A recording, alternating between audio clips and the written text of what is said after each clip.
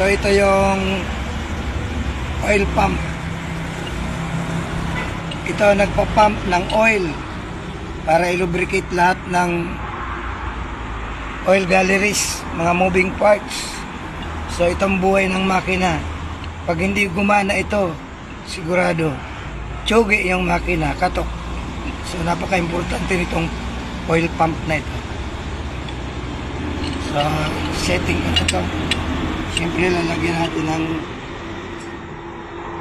sealant.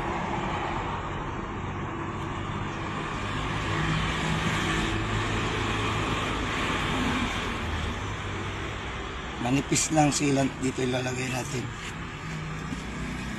Kasi pag kinapalan, mapupunta dyan sa mga gear. So dapat tama lang. Okay.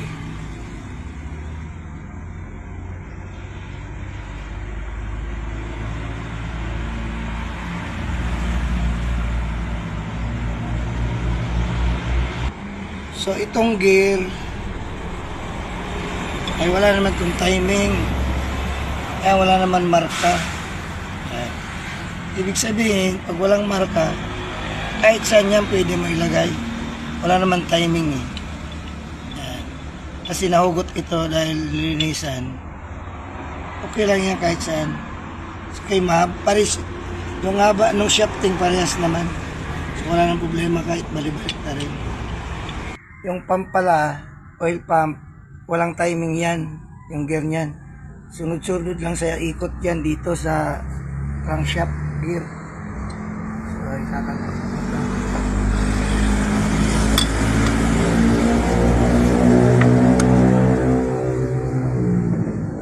Ayan, nakakagat lang siya dito sa mga gear ng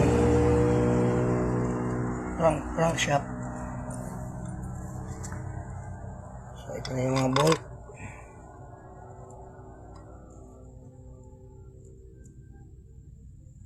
Bali, 4 na bolt. Malalim dun. So, dito muna tayo sa labas.